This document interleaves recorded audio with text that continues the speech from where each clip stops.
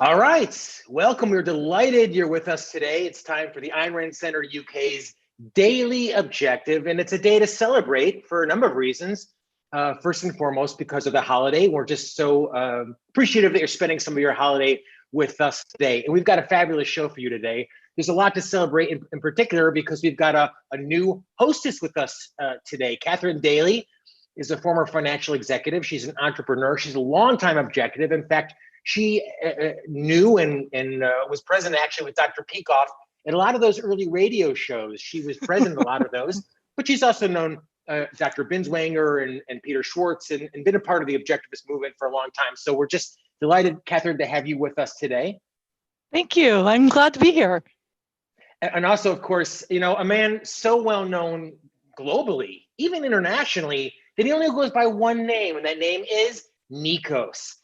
You know, others have gone by Zeus, Aristotle. Well, Nikos, of course, is with us today as well. He's an author, he's a scholar, an objectivist, a professor. And I think, Nikos, for me, you always emphasize how powerful ideas are, because you came to objectivism somewhat later in life. And yeah, now and I'm going to say something about my Marxist past and how so Marxism and consumerism, but that's for a bit later in the show. So I'll let you start more smoothly. Well, great, because it's a day to celebrate. It's certainly not Thanksgiving. We talked about that yesterday, and it's not Christmas. It's Black Friday. I mean, what is this? They call it Black Friday because historically, this is the day that retailers push into the black for the year. It's the beginning of the Christmas shopping season. And objectivism historically has actually had a lot to say about this. The place I would start, and I'd refer all of our viewers to, is Dr. Peikoff's wonderful essay going back a number of years right now called Why Christmas Should Be More Commercial. And I tell you, this always, and I, for the record, didn't celebrate Christmas growing up, but I celebrate the hell out of it now.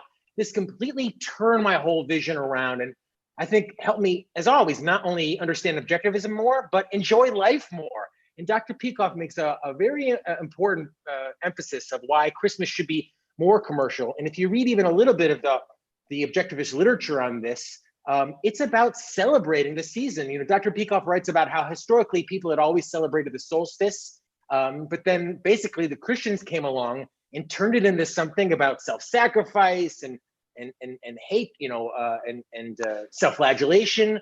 But the Christmas holiday, as we all know, as we all celebrate, is about celebrating commercialism, right? I mean, the fact that there's so much materialism available because of human ingenuity. And, you know, Rudolph the Red-Nosed Reindeer, even Santa Claus, these are American commercial inventions. So it's a season to celebrate, in my opinion, a day to celebrate. Also, to get something for yourself. And my God, thanks to Amazon, thanks to the world we live in, I mean, you can get almost anything, usually at a pretty reasonable price, delivered to your door. If not in 2 days, then not long after that. So celebrate Black Friday, celebrate the season as a season of commercial abundance and wealth. And we're delighted, as we said, that you're celebrating a bit with us. So what about you, Kathryn? Are you shopping already this morning, or are you saying that maybe you should just be giving penance to the poor because they're the ones who really need it this Christmas? Yeah, it was a real toss-up between should I go to the soup kitchen or am I going to shop for a new Google phone or something like that.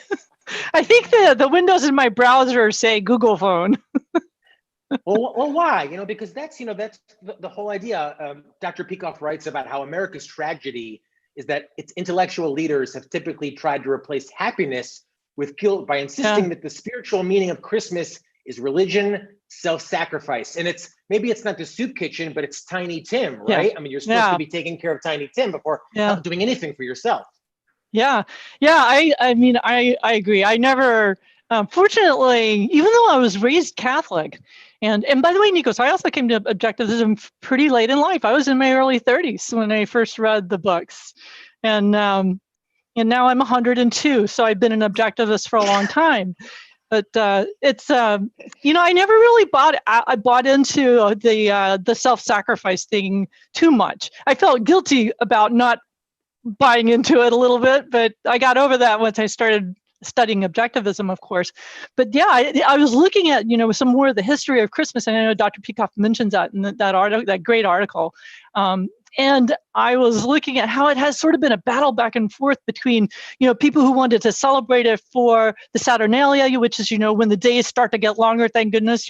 Jonathan and I are both here in Chicago where the days get really short and cold for a long time. So very in tune to that date. But, and even in the United States, apparently when the Pilgrims tried to put down Christmas, people were starting to celebrate it for more happy reasons. And it just became so popular, they finally gave up and eventually was made into a federal holiday, which is a really cool idea. So I think the right side is winning, but I don't buy off on the altruism thing. And I love the idea of just celebrating by, enjoying the benevolence amongst friends and family and giving presents and looking for cool things. And I will definitely be engaging and trying to help the economy along today. This is Nikos. This is what Rand says, quote, "The charming aspect of Christmas is that the fact that it expresses goodwill in a cheerful, happy, benevolent, non-sacrificial way." I love this line. One says, "Merry Christmas," not "weep and repent." So here's the thing, though. What sets the day usually for Black Friday is something even worse than telling you that you shouldn't be, that you should say sacrifice. It's this sense that says that the fact that you engage in all that stuff is bad. And historically, where does this come from? It comes from the church, from religion. But the biggest surprise is that in the last decades, it comes mostly from the left. So today, the average leftist is up in arms on Twitter about how horrible consumerism is. Here's the thing. That person doesn't realize that this anti-consumerism of the left is the biggest admission of defeat of the left. And also, it's a huge betrayal to its history. Because what made the left such a big movement in the 20th century? It promised working class people, hardworking people, a better future. So I want you to listen 4 lines from one socialist from the 1920s, the suffragette Sylvia Pankhurst, who, if you read these lines today to a leftist, they would say whoever that person is should be cancelled and should never set foot on a campus because I'll get triggered. Listen the lines, quote, "Socialism means plenty for all.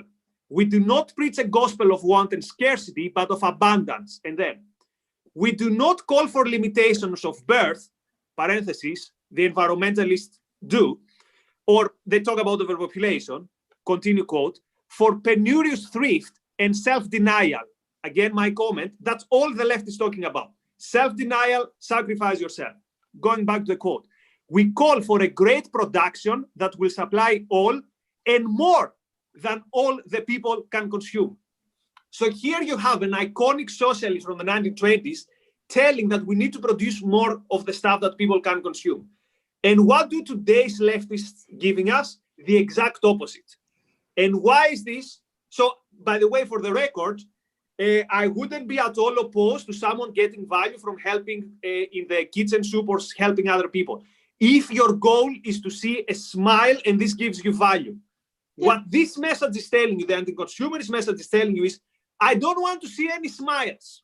How can you smile when the environment and when this and when that?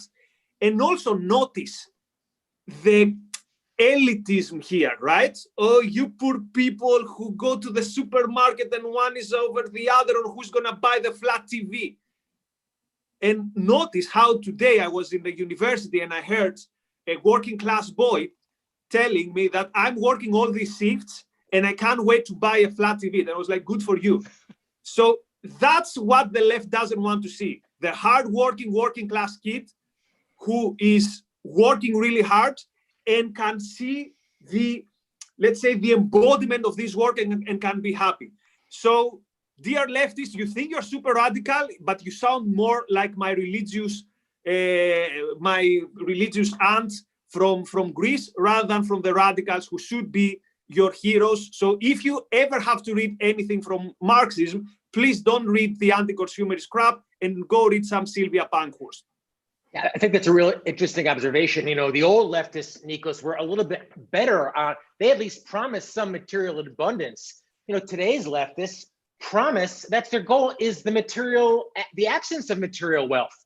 You know, even something like a Christmas tree, which, you know, I didn't grow up with a Christmas tree, but I know a lot of people who get, and I don't have one now, but I kind of would like one but now they'd say, oh, that's environmentalism, is how could you chop down a Christmas tree? But, Rand talked about that. Here she talks about the best thing about Christmas. One of the best things is the decorations, the street decorations put up by department stores, the Christmas trees, the twinkling lights. I mean, it really does. Kathryn, to your point, during a really ugly time of the year, it's gray, it's dark, it makes life a little bit more palatable when you see the beauty, abundance.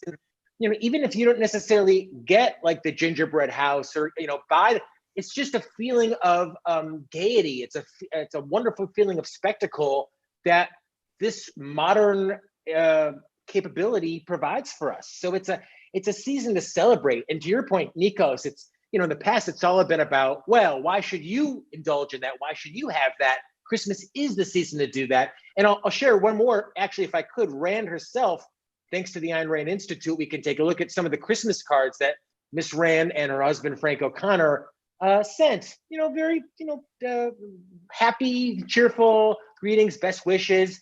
Some of the letters that she actually sent him, she called him Cubbyhole. Of course, that was her nickname. So absolutely celebrate the season. And thanks to the commercialization, again, I go back to Amazon, the fact that, if there was a particular candy you like or a particular type of food or style of shirt or whatever, I mean, it's available now, usually at a pretty good price. That's something to celebrate.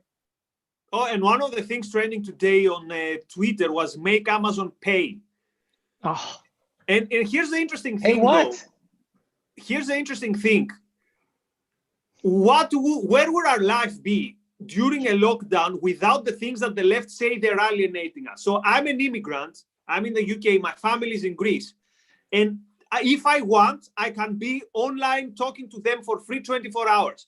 Back in the day, I had to put 10 pounds, in 2006, I had to put 10 pounds in a SIM card to talk to them. I remember once there was like a crisis in the house and I was talking for 20 minutes and my whole, like the equivalent of the whole bill of the month was gone. So dear leftists, when you talk about alienation, think about these things and make up your mind. Kathryn. Yeah, I'm a big fan of Amazon. It's amazing that people have this opinion of it because nobody, who's saying this, they're all old enough to remember what it's like without having Amazon here. It was just, much less the internet. Now, I remember before even the internet when I needed to go buy something, I had to go get the big old yellow pages and then go drive all around the whole city looking at different places for something like that. It was so inefficient to find anything. And now I can search the world, literally the whole world, and find anything, pretty much anything. And like you said, to make the fact that this has continued to work so well during such a dysfunctional time worldwide should be celebrated, along with all the other commercialism that's been keeping us alive and happy and sane. Because I tell you, if it wouldn't be for being able to get a lot of nice things delivered to my house and food and everything else, I would be going crazy here. Yeah, well, Marianne on our chat on our Facebook or on our YouTube page is saying that Zoom and Amazon saved her from a depression during the pandemic. And, it's that availability to, Nikos, as you said, connect with family members. Kathryn, as you said, have stuff delivered. And, I'll throw the Ayn Rand Center UK on there. We're pumping out ideas that are hopefully making your life better, saving you a little bit during these difficult times. So use this opportunity, I'll throw this out, to put a couple of shekels, put a couple of drachma, put a couple of pounds, put a couple of yen in our tip jar this afternoon in the UK or wherever you are in the world. It really makes a difference to know that, we're giving you some spiritual ammunition. For me, people say, oh, well, charity, what does that have to do? And Nikos, as you said, look, if you get something out of the soup kitchen, go for it. I really enjoy giving people that, I work for me, if you will, couple of bucks, 50, 100, whatever dollars on Amazon, because it brings a smile to their face. They get to go out and get something that they enjoy. So I don't think charity, and we'll talk about this next week on so-called Giving Tuesday, but I don't think charity should be excluded from the holidays. That's part of the fun of it as well, right? Finding no, but it's not mandatory. Kathryn would love that. Yeah, it's just not mandatory. That's the point. Yeah, I'm doing do what makes your life and enriches your life. Well, Nikos, what's on your wish list right now? Sorry? What's on your wish list right now? Anything particularly embarrassing or exciting on your wish list right now for so the my holiday? wish list, to be honest, is to give a better experience to our viewers. So I bought a nice green screen.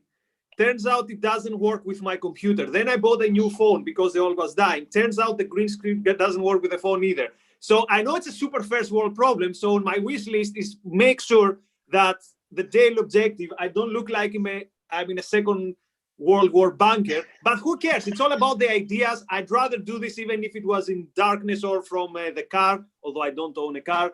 But yeah, I'm very happy with my life. So no major things that I want this Black Friday. Well, I mean, I definitely got technology. Yeah, I was going to say I'm definitely one of those technology girls. I've got to go look for the latest coolest gadget out there and the latest coolest phone since something happened to the screen of this one again. Yeah, well, I mean, I think about my mom actually gave me. She was going through some old material, and we found the receipt from my Mac Plus in the early 1990s. When I was just, I guess, going to school or going, I guess, high school, whatever that era was. And it was, I think, $2,300 or $2,400 for a Mac Plus back then. And that was like $4,000 to now. So, Kathryn, my Amazon wish list these days, it's a little bit lower price, but like I have this fascination with, for example, regional brands, like regional brands of soda or candy. And, America, one of the great things about America, thank you, Daniel, for that support. £2. I mean, that could get us at least a couple of pasties. €2. €2. Thank you. Well, that's even more. Thank you, Daniel, for that support. Thank you very much. Thank you. I love getting kind of interesting regional brands of candy, interesting regional brands of soda. All of it, obviously, not terribly expensive, delivered to our door. And, we always talk about trade as being win-win, Nikos. It's so fascinating to be able to get, for example, little gifts from other countries, like how is Christmas celebrated in Europe or in Japan or anywhere else, the beautiful gifts that other cultures can make. And it's all about win-win. It's all about trade. And thank you, Mary Ellen.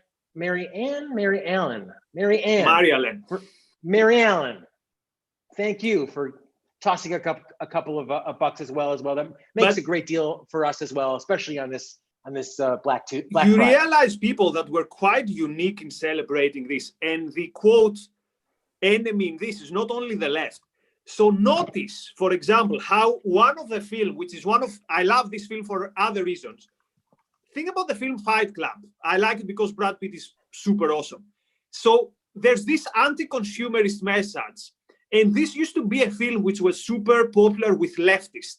Now, the very interesting thing that has happened in the last years is Fight Club is less and less and less popular within the left because they find this macho culture too much to bear. But now it's popular to the reactionary right. So if you go and read reactionary right stuff about consumerism, religious stuff about consumerism, and stuff from the left around consumerism. So we could play a game. I could give you quotes and tell you who said it, like Richard Spencer or the priest or a leftist. You wouldn't be able to find the answer. So I spent some time Googling some religious sites today, and their attacks on consumerism are exactly the same as the attacks of the left. So the question, like the thing to think about is, what is it that all these movements, all these ideologies, all these philosophies have in common that make them so allergic to this idea of celebrating abundance? And also this benevolence, what you said, like I like giving gifts, right? And it's not self-sacrifice, it's not anything. I like the idea that you think about what does that person value, and you give happiness and you add value to their life. So that's like the final. And since Kathryn you mentioned she was one of these great radio shows with Leonard Peikoff. So the thing I liked more is when he was doing these philosophical mysteries. So that's the mystery I give to the audience. What do the traditionalist rights, the religion, and the left have in common? So if we solve this mystery, then probably we're going to understand this world in a better place, in a better way. Well, I'm going to have some fun today, and quickly, I know we're somewhat running out of time, but thank some of our super chat donors with some fun gifts that I'll give, and maybe we'll do this through the Ayn Rand Center UK Mary Allen, I'm going to send you, and thanks. This is a bank note from Venezuela, 2 Venezuelan bolivars. Mary Allen, let the Ayn Rand Center UK know your address, and I'm going to send this to you. And from Ragnar of the Desert, we're going to send you, this is a, well, it's a Reichmark from, well, I mean, friggin', it's from Nazi Germany. And if you'll read the inscription on the coin says, the community comes before the individual. So, you know, what makes a better holiday gift than a Nazi coin? We're going to send that out to Ragnar to the Desert. But the point, of course, is stressing the importance of individualism. That's what we're doing here at the Ayn Rand Center UK. So thank you both. And please let us know at the Ayn Rand Center UK your mailing address. Okay. Thank you very much, Kathryn. Parting words? Oh, go out there and have a wonderful Black Friday. Have a wonderful holiday season. You guys support Amazon, support the real heroes out there. They're keeping everything going for us during this really difficult time. And remember, I mean, those are the good guys. They're not the bad guys. And have fun, enjoy life.